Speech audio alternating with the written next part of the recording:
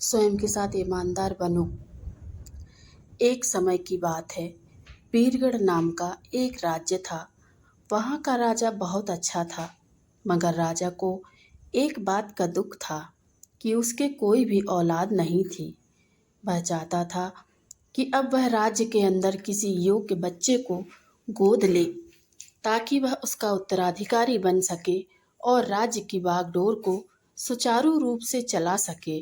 और इसी को देखते हुए राजा ने राज्य में घोषणा करवा दी कि सभी बच्चे राजमहल में एकत्रित हो जाएं।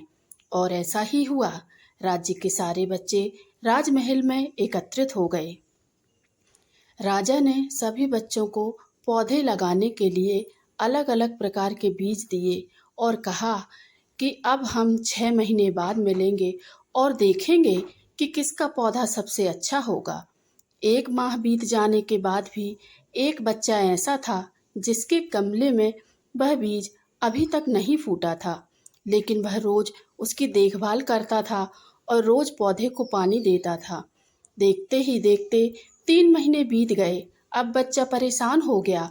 तभी उसकी माँ ने कहा कि बेटा, धीरज रखो, कुछ बीजों को फलने में ज़्यादा वक्त लगता है। और वह पौधे को सींचता रहा।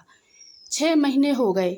राजा के पास जाने का समय आ चुका था, लेकिन वह डरा हुआ था कि सभी बच्चों के गमलों में तो पौधे होंगे और उसका गमला खाली होगा। लेकिन वह बच्चा ईमानदार था और सारे बच्चे राजमहल में आ चुके थे। कुछ बच्चे जोश से भरे हुए थे, क्योंकि उनके अंदर राज्य का उत्तराधिकारी बनने की लालसा थी। अब राजा ने आदेश दिया, सभी बच्चे अपने अपने गमले दिखाने लगे, मगर एक बच्चा सहमा हुआ था, क्योंकि उसका गमला खाली था। तभी राजा की नज़र उस गमले पर गई। उसने पूछा, तुम्हारा गमला तो खाली है। तो उसने कहा, लेकिन मैंने इस गमले की 6 महीने तक देखभाल की है।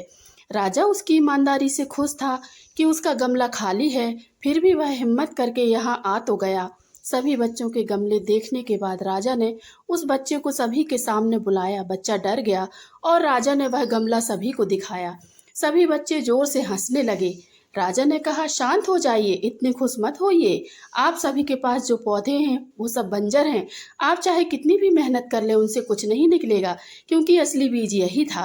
राजा उसकी ईमानदारी से बेहद खुश हुआ और उस बच्चे को राज्य का उत्तराधिकारी बना दिया गया। हमें इस कहानी से क्या सीखने को मिला? हमें स्वयं के साथ ईमानदार होना जरूरी है, तभी हम अपने जीवन में सफल हो पाएंगे और साहस के साथ अपने जीवन की सारी मुश्किलों से बाहर निकल पाएंगे।